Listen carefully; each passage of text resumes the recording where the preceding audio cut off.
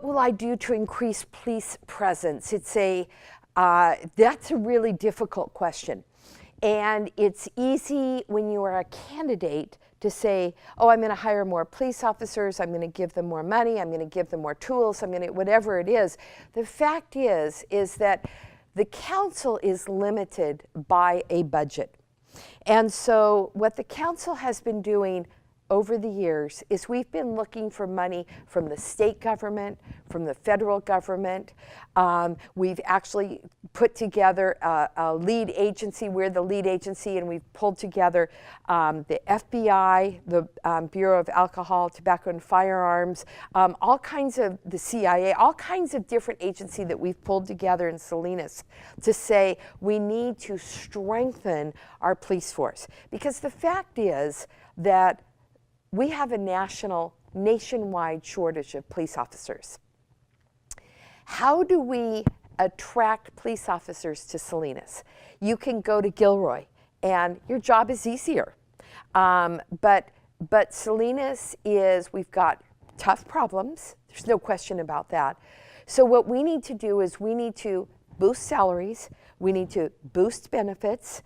We made a decision, I'm going to guess about 10 years ago, to say that the Salinas police officers will be the highest paid police officers in Monterey County. And we've maintained that. It's been tough, but we've maintained it. But now we're having to boost those salaries so that we can attract not only new hires, but also the laterals coming in. We need to get those officers that left for Gilroy. We need to bring them back. What would I do to increase police presence in your neighborhoods? Well, the Salinas Police Department is grossly understaffed, first and foremost. So no matter how hard they would like to put more officers in your area, they can't, because they can't hire enough officers. So I'm pretty happy with the City Council's ratification of the tentative agreement that the union, the Salinas Peace Officers Association, and the city came together on. I've looked over it personally, and it seems to kind of take care of the issue of recruitment and retention. Those are two big issues in law enforcement. To recruit people to come in, we want more officers in here, and the retention, to keep those that are already here so they don't go to Gilroy anymore. The bad thing about it is, even though it came into place and we're going to be moving forward in a positive direction, it's going to take about a year and a half before they can actually hire and train officers to fill those positions at that. So as much as we would like officers right now, today, I don't see that happening anytime in the near future. However, the Salinas Police Department is now working in collaboration with the Sheriff's Office and other agencies around the county to bring in more. And they've started this violence suppression unit again, which I think is going to make a positive impact in targeting those who are causing problems in our community. I mean, one of the priorities right now is to be able to deal with the issues of recruitment first. In Salinas, and especially in District 1, there's a complete disconnect between the law enforcement and the community. There's a lot of mistrust there, especially with what's going on with the officer-involved shootings over the last few years. But I think that a lot of that is just a misunderstanding. Right now, we only have 103 police officers on the streets that are actually able to go to the streets. And at any given time, there's only 10 police officers on patrol. Imagine if there's a homicide that's going on over in East Salinas, which is where most of them occur, and all 10 of those officers are going to go to that call. Then they're going to have to call additional people in to take care of all the other crimes that are going around.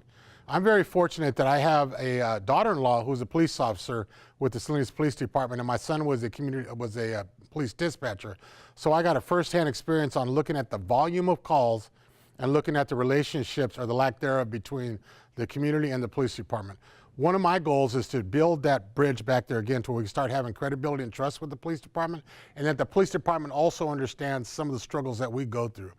District 1 has been sorely underrepresented for the last 4 years, and it's time for a change. And I'm hoping that I can bring my expertise and my skills to be able to make that change and bridge that gap, so that way we can get proper police presence, build the relationships, and solve the homicide rate and reduce violence. Police play a very critical role in prevention and suppression measures. Our police department currently is very emaciated. We don't have enough police officers just to patrol the city, let alone have any violence suppression units or gang task force, or even school resource officers in our city. As a matter of fact, we have less cops now than we did back in 1970s when the population of this city was less than half of what it is today. I agree. We do need more police officers. And it's a little puzzling why this city administration, the mayor and the city manager, will not get in the front and hire the 80 police officers that we need. Let me give you an example.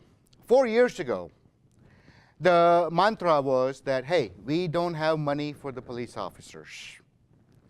Mayor Joe Gunther spearheaded a Measure G that brought in an additional $22 million of new revenue that would be focused on school resource officers, police, and violence suppression. So we have the $22 million for 2 years now, but we have actually less cops now than we did 2 years ago. Why? Why is this city not hiring the police officers? Well, the first, we don't have the money.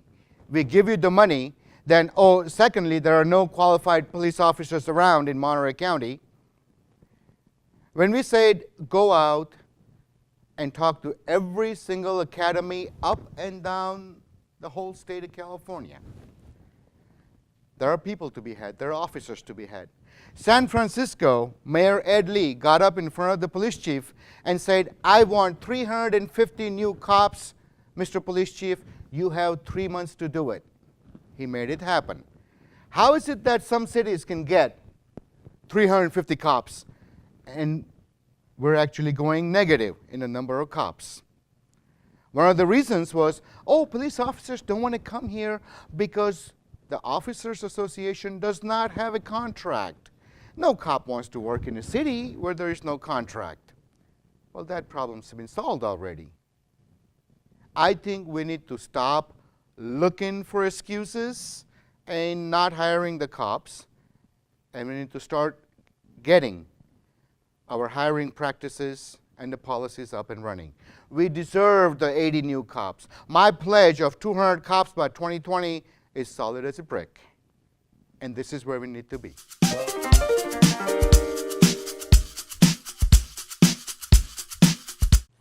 That's a tough question.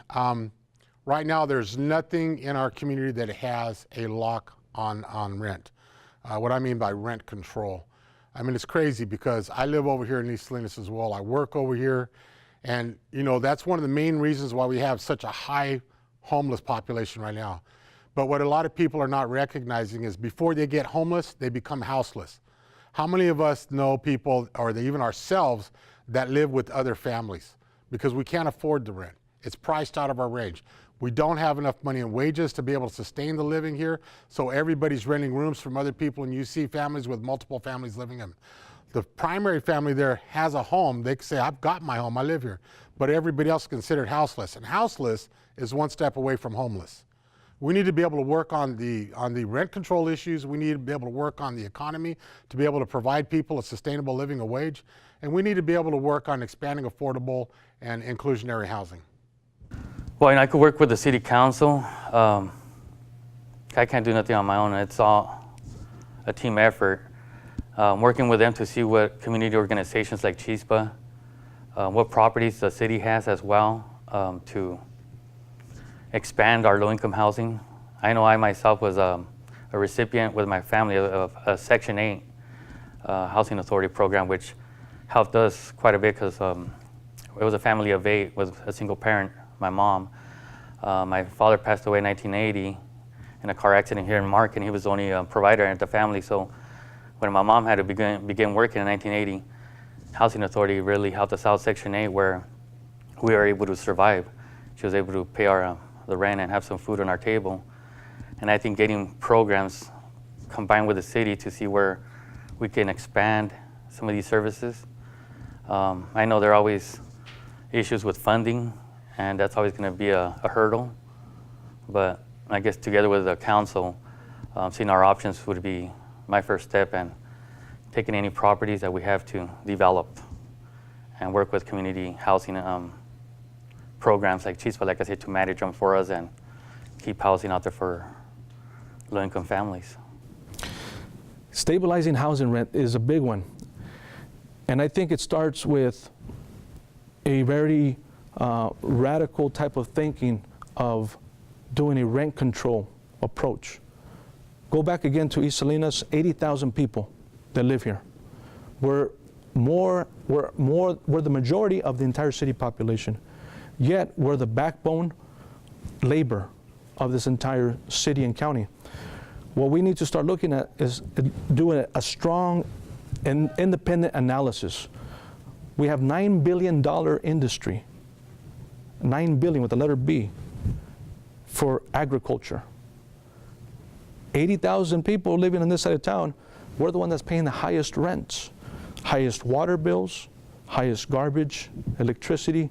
The list goes on. And most recently, the city has also passed even more taxes on taxing your own cell phones. So anyone that is 18 and under, you have no choice. You have no voice and vote in that. Your cell phones are being taxed now. Only because, again, of the more tax base and general money that's being funded. What we need to do is start doing a unified effort of looking at housing overall. Since we pay the highest taxes, let the city know this is the new policy for rent control. And we have to be very aggressive and pass that. The city of Hollywood historically has been charging people there because of the celebrity status and everyone the highest rents in the country. It kept pushing people outside the outskirts of that city, and next thing you know, they found themselves outside, which is now known as West Hollywood. That is one of the youngest cities in the nation. If you look it up, it's, I believe, incorporated in 1984. When they formed that city in 1984, the main priority and their main thing that they had in mind is we need to have rent control so nobody can do this to us again because of the property owners. And that was their main focus. They passed the most strict rent control policy in the nation. And they still hold on to that. So for us, if there's a will, there's a way. We can do it.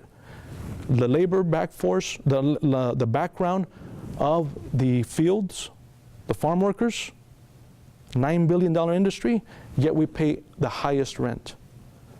No more work. We go on a work stoppage if we have to.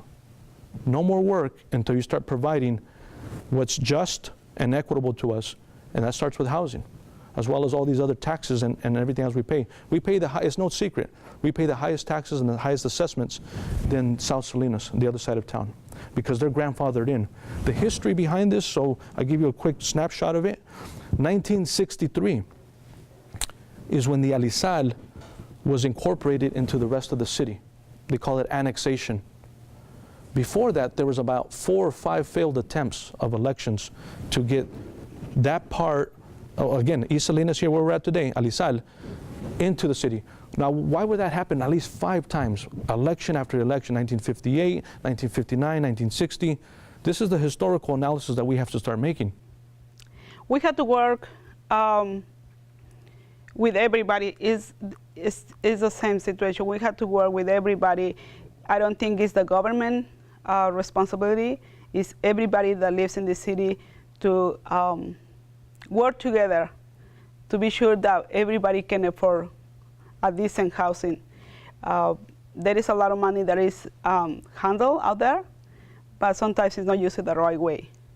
But everybody needs to know what is going on and what resources we can bring to this community. Every single one of us have that responsibility, not just the person in charge, but every single one, from the student in the high school to the person signing the paper. So this is a political hot potato. There are candidates out there talking about rent control. There are candidates out there talking about a whole bunch of issues. You know what I think will work right off the top and work real quick and make a big impact? All you have to do is look at our city, south of us, called Spreckles. Tanimura and Antle put up their migrant worker housing for 800 people. The cost is $250 a person for an entire month. It's clean, it's safe, and from business point of view, it is a positive cash flow situation from day one. City of Salinas has land. Could we not already copy something that has worked in other cities? And could we not do it quick? The bottom line is where there is a will, there is a way. This mayor, the city council, and the city leadership has not done much of anything to focus on affordable housing. Affordability is a big problem in the city of Salinas with the low incomes we're getting. Even some of our teachers. If you go to the school board meetings and talk to teachers, some teachers are spending 40 to 50% of their monthly income on rent and phone and electricity. Half their money is gone.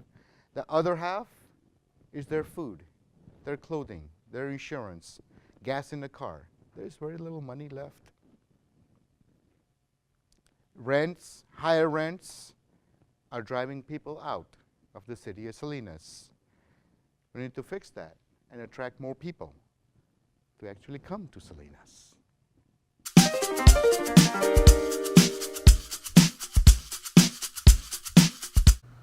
Well, I think, I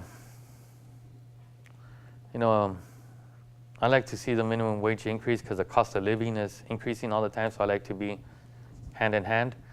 I know when I was growing up, our minimum wage was something that you guys would probably buy a soda with right now, but I think where it's at right now, maybe getting it to $11, $12 would be reasonable, and incrementing it to get to a 15 like they want to do. But I think it would be nicer to do it sooner than later, because like I said, the businesses are out there and the economy is not waiting for us. The rent's not waiting for us, so we definitely need to increase the minimum wage.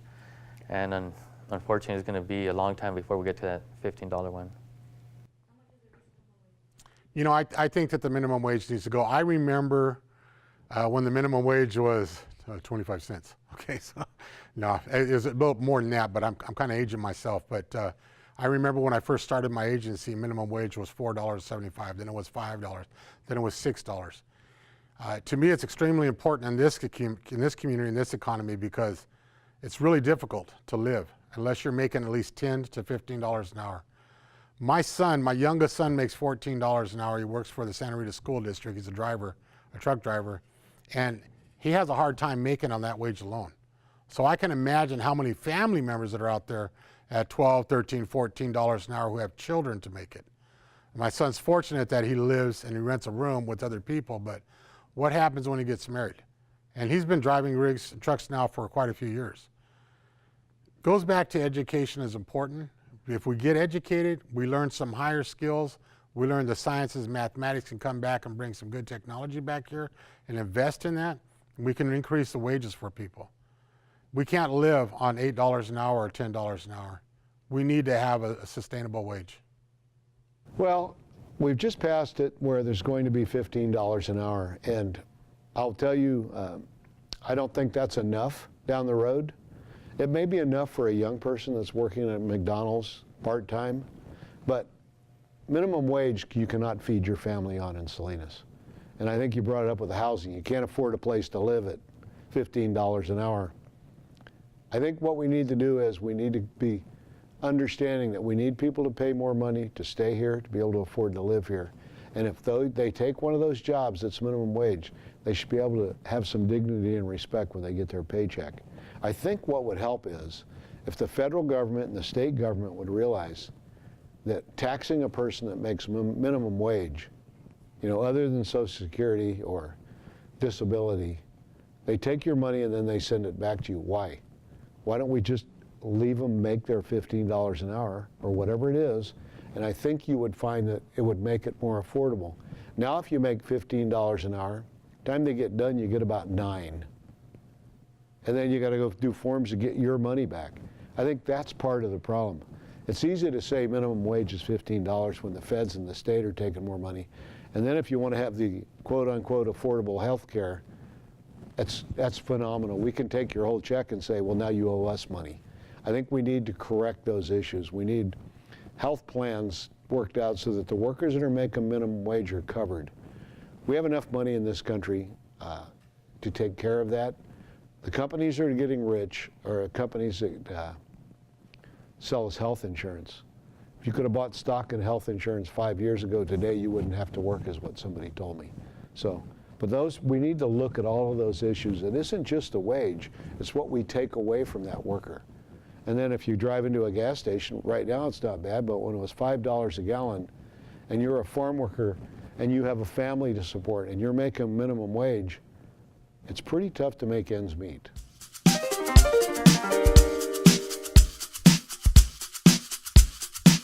People view Salinas, but between San Francisco and Los Angeles, Salinas has that potential to stand out between these two cities. Music, dance, theater, arts, and education as well. Sports, academics, the list goes on and on. The potential is going to be, because of what I see right now before me, 65% of the population in the city is young people. So for me, I see a lot of hope, but before we get there, you got to go through a lot of obstacles. There's a big mountain to climb, and I think you guys know very well what it is. It was what's happened with us not being able to walk from place to place, and us not being able to have control. And the solution and the answer there is not in more police. They already have 60 or plus % of the budget. You want to give them 100% of the budget, we can do that. It's still not going to stop. It's going back to the beginning, the root of it. And that can be done. But there is no strong will or leadership. People are very afraid to speak out here. It means everything to me. Born and raised here, a lot of friends and family here. All my immediate family lives here. Working in the county for the last 15 years, seeing student after student getting killed, it kind of chokes me up. You have to excuse me. Being 34 years old and going to these homicide scenes, enough's enough. And for people to say it doesn't affect a cop as much as it affects the community is dead wrong. My life. I came to the city of Salinas many years ago, and I grew up here basically because I've been living in Salinas more than I live in my own town. And I got married, I have my children here, and since I got here, I started getting involved as a community volunteer. I really love Salinas, even though we always hear bad things about Salinas. When I talk to friends that don't live close here, and they say, well, Salinas is a really bad city, why are you living there? And I say, no, it's not a bad city. Because most of the times, unfortunately, what you hear on the news is bad things, but there is a lot of good things. Like what you guys doing right now, this is a positive thing. And unfortunately, the media most of the time focus on the bad things because that's what sells. But Salinas has a lot to offer, a lot of good resources. The most important that Salinas has is good people, like you guys, that are living here, that were born here, and the families that work. We have really good people working hard. And we had to, the only thing that I think we need to do is to work a little more closely as a teamwork. Good question. Great question. The city of Salinas is a city that is a working person city. And, you know, it's interesting to me. I love this question. I need to kind of put it together in my mind. And I love the question because we are, I think, a very unique city. We are composed of ag workers, field workers, doctors, teachers, lawyers, police officers, firefighters. We are a real diverse city in terms of our employment. In my neighborhood, there are people that really are, I mean, at one point, I lived next door to a doctor on one side, a field worker on the other side. I was a teacher. I am a teacher. My husband works for the county. We're not a Carmel. We're not a Monterey. We're a real down-to-earth, real people city. And I'm very proud of that. I'm very proud of being a part of the city. It's a, you know, I just got an email, or I forget how she contacted me, but a student of mine, she's grown, she's married now, but a former student. But she wrote back to me and she said, I live in San Jose, and I remember you as my 5th grade teacher, and we talked about, you know, she talked about some of the things in my class, and she said, I miss Salinas. It will always be home. And I thought about that, and I raised my children here too, and now my granddaughter is growing up here. She's a kindergartner. Salinas is home. That's what Salinas is. When you ask, what is Salinas to me? It's home. It's home. And it fits so many different people and so many different lifestyles and so many different dreams and aspirations. And it's just a wonderful city. Well, it's home. It's a place that I've been fortunate enough to grow up in. You know, I came back from Vietnam a little disappointed in the world. I'll be the first to admit that. You know, we go to a country, I was 18 years old, and I got people that wanted to kill me because, and they didn't know me. I couldn't quite understand that theory. And then I came back, and there were some things said about us folks that had went to Vietnam. And then I got lucky enough to come and work in Salinas as a police officer. I lived down on John Circle. And somebody said, no, you couldn't live on John Circle. Why not? It was a great place to live. I had great neighbors. And they were a wide variety of neighbors of all cultures. And having worked in East Salinas for 25 years as a homicide detective, I got to know the people, and not just the people that were involved in crime. There are a lot of people in this community that we never hear from. And I think what we have here is, you can go to Monterey and they have all the updities, and Carmel Valley or Carmel where, you know, you got to drive a Gucci car is what I always say. You get a guy like me goes over there with a pickup truck, they go, oh, he must be a delivery guy, or he's the gardener. No. Over here, we're more of the real people. It's a blue collar, it's a community that works. It's a community that feeds the world.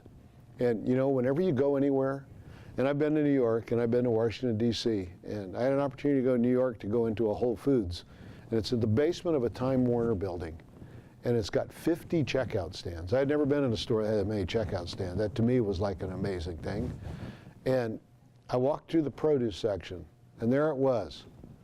Strawberries from Salinas, Salinas wine, Nunez salad mix, Taylor Farm salad mix.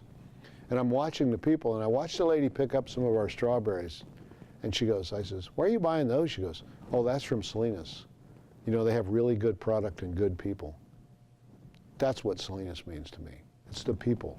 It's not about who's the richest or who's the poorest. What we have is a little bit of everything.